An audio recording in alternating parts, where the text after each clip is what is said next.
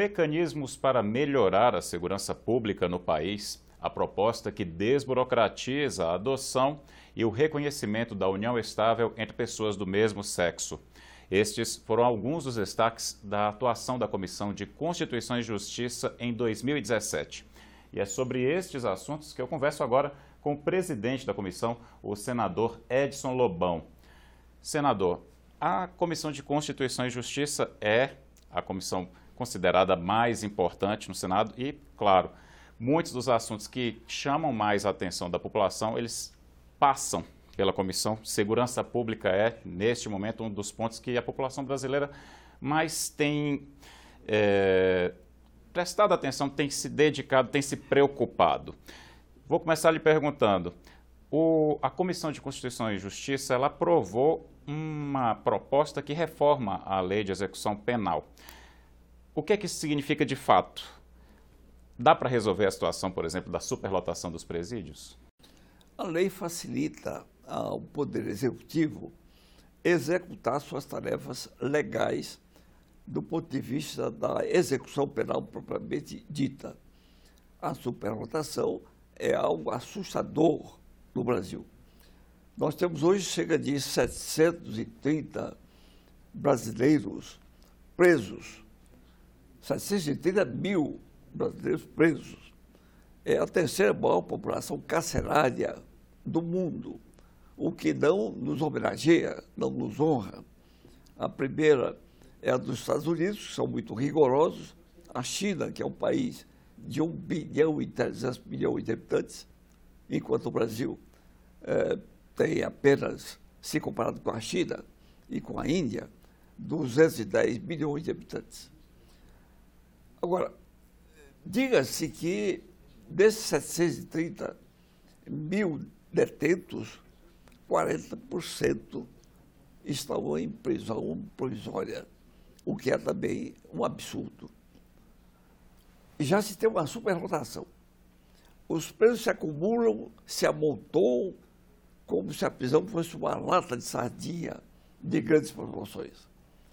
Há presos no Brasil hoje até em contêineres. Há presos amarrados em portões do lado de fora das residências e das prisões. Isso tudo para demonstrar o absurdo das prisões sem cuidados. Há, no Brasil moderno e há no mundo, a chamada tornozeleira e as prisões residenciais. Por que não caminhar para aí? Deixa o preso condenado em sua residência à disposição da justiça, sob controle da tornozeleira. Então, a lei de execuções penais procura chamar a atenção do Poder Executivo e criar facilidades para que ele cumpra o seu papel, já que novas celas não vêm sendo construídas no Brasil. A população carcerária aumenta e o número de celas não. Ou, quando aumenta, é em número ínfimo, muito aquém das necessidades. E um ponto que é importante a gente deixar claro, a prisão, o detento, ele tem que ser ressocializado, né? As pessoas às vezes pensam só na punição, mas a prisão ela tem que ser o mais humanizada. Essa nova lei que foi aprovada pela Comissão de Constituição e Justiça é um passo importante nesse caminho de humanizar mais o tratamento dos detentos? É um passo nesse caminho, sim. Estimula também a ressocialização no sentido de dar ao detento ocupações, dar ao detento condições de ele próprio trabalhar e cuidar para a sua soltura o mais depressa possível. Se ele estuda, por exemplo, ele consegue sair mais cedo? Alguns pontos são contados a favor dele. Ele vai para a biblioteca, ele se dedica a um hospital, a uma enfermaria, a estudos especiais. Agora mesmo saiu o ex-governador do Rio de Janeiro, fazendo uma nova faculdade na busca de uma redução da sua pena. Tudo isso está contemplado no Código, na Lei de Execuções Penais, com mais expressão, com mais nitidez, que é para que se caminhe para uma solução que hoje não havia sido vislumbrada suficientemente antes da Lei de Execuções Penais. Senador, vou aproveitar a Comissão de Constituição e Justiça também está analisando o novo Código Penal, né? Uma comissão de juristas fez um anteprojeto de lei, ainda na gestão do então presidente do Senado, senador José Sarney, e hoje esse projeto está na CCJ. Qual é a situação desse novo Código Penal hoje? Nós tivemos o cuidado de convidar o ex-governador, jurista, ex-reitor Antônio Anastasia para ser o relator do Código.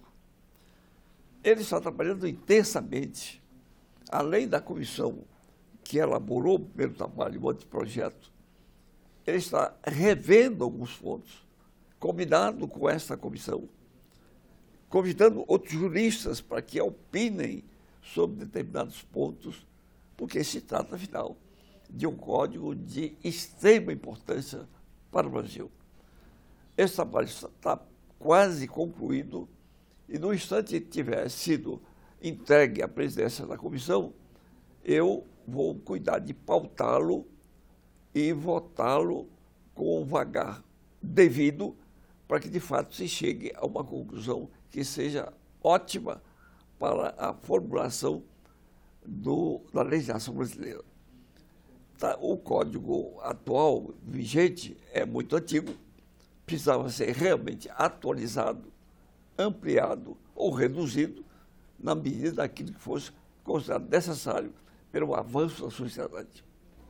Vou perguntar agora a respeito da Política Nacional de Segurança Pública. O relatório do senador Wilder Moraes foi aprovado e ele aponta alguns caminhos interessantes, para alguns até polêmicos, como, por exemplo, a revogação do Estatuto do Desarmamento. Queria que o senhor falasse um pouquinho da política e como ela vai pautar a segurança pública.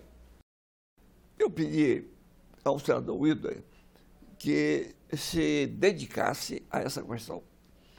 No próximo ano, eu penso em criar uma subcomissão na Comissão de Constituição e Justiça dedicada exclusivamente à segurança pública, para olhar mais de perto este tema que é fundamental para a sociedade brasileira. O senador Wilder, durante meses, se dedicou quase que exclusivamente a esse tema. Nós ouvimos dezenas e dezenas de juristas, especialistas, professores, psicólogos, que vieram todos eles trazer a sua contribuição valiosa para que se chegasse a um documento que ontem, nesses últimos dias, foi novamente examinado e aprovado no final da sessão legislativa. Pois bem, com o relatório dele, ele propõe, por exemplo, que as Forças Armadas sejam aplicadas mais diretamente no combate à violência em nosso país. Ele lembra que temos hoje apenas 15 mil policiais federais cuidando de uma fronteira imensa e que se tivéssemos que espalhar todos os 15 mil policiais, eles não dariam conta de cuidar de 1 quilômetro sequer da fronteira brasileira. Então, precisamos caminhar para a utilização de drones ou de outros instrumentos modernos com a informática avançada, a fim de que se possa dar cabo e cobro dessa situação que é grave no Brasil. Ele também coloca a necessidade de se estabelecer o estado de defesa no Rio de Janeiro. Qual a sua visão a respeito desse ponto específico da Política Nacional de Segurança Pública, presidente? Veja, o governo tem estado preocupado, não apenas este, mas os anteriores também, com o Rio de Janeiro. O Rio de Janeiro é uma cidade maravilhosa, ex-capital da República, capital do Império. O Rio de Janeiro está mergulhado num processo de violência nunca visto em parte alguma do mundo. O Exército tem sido aplicado, a Marinha e a Aeronáutica, conjuntamente com a Polícia do Rio de Janeiro, na tentativa de conter a violência, o tráfico de drogas, de armas e tudo mais. Melhora um pouco, piora no passo seguinte. O que há de reclamações da população no Rio de Janeiro, as autoridades federais, estaduais, é uma coisa indescritível. Então, o senador Wildon, no seu relatório, que foi aprovado à unanimidade, enviado ao plenário do Senado Federal, ele propõe realmente a participação mais intensa e quase que permanente de forças especiais do Rio de Janeiro, até que esse processo seja revisto. Convém lembrar que algo parecido, mas não igual, ocorreu, por exemplo, em Nova York, nos Estados Unidos, a grande cidade. O que fizeram as autoridades? Houve um prefeito que cunhou uma frase chamada tolerância zero. E aí partiu para cima dos delinquentes com toda a disfunção e com toda a força. Se não me engano, foi o Rudolph Giuliani. Exatamente. Pois bem, hoje Nova York está tranquila. Quero com isso dizer que para uma doença grave tem que ter um remédio amargo e eficaz. É o que propõe o relatório do senador Wilder Moraes, aprovado por mim e aprovado à unanimidade pela comissão.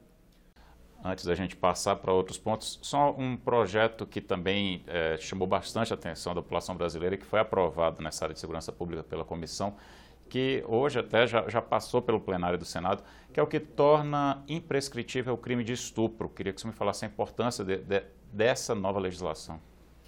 Dentro da rede da violência no Brasil, avultava também a prática do estupro em nosso país. Não há coisa mais abominável do que o estupro. Havia, é claro, uma pena para os que estupravam. O que fizemos nós? Com uma nova legislação atualizada, agravamos a pena. Criamos condições especiais para que aquele que comete esse tipo de crime seja gravemente punido, na tentativa de fazer com que, diante dos horrores de uma pena desta natureza, os estupradores pensem duas vezes. Estamos no convencimento de que essa nova lei dará um suporte eficaz ao combate à prática do estupro. Senador, vamos passar agora para outros projetos que são importantes para a população. Esse que foi aprovado agora, no segundo semestre de 2017, que desburocratiza a adoção. O que é que ele traz de novo e o que é que ele traz de importante? A gente sabe que a fila de adoção no Brasil é enorme, muita gente reclama, às vezes até chega a desistir. Quais são as principais mudanças? O Brasil é um país burocratizado, infelizmente, desafortunadamente. Para se abrir uma empresa, por exemplo, no Brasil, levam-se meses, anos, às vezes. Coisa que acontece nos países desenvolvidos em dias, às vezes horas. Assim é também com o processo de adoção em nosso país.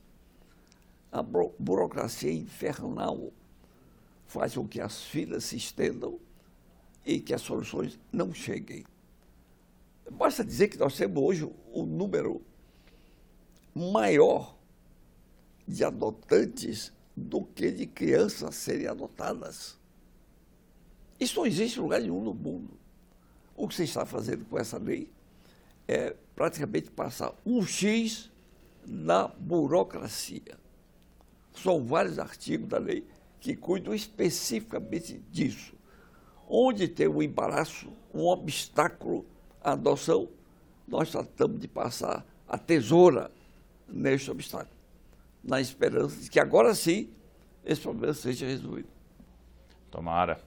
Vou aproveitar também uma outra discussão, e já passou pela CCJ, foi aprovada a proposta que reconhece a legalidade das uniões estáveis entre casais homossexuais, pessoas de mesmo sexo.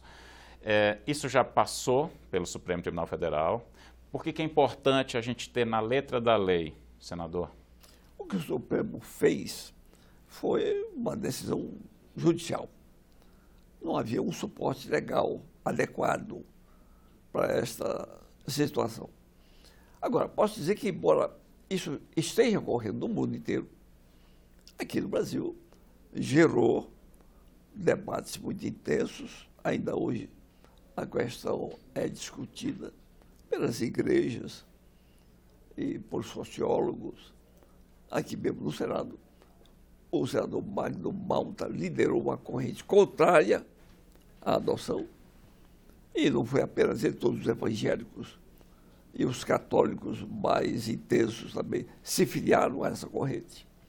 Ao tempo em que a senadora Marta Suplicy, que tem uma luta antiga, tradicional, a favor disto, também se postava no campo de batalha, pronta para explicar e convencer os senadores.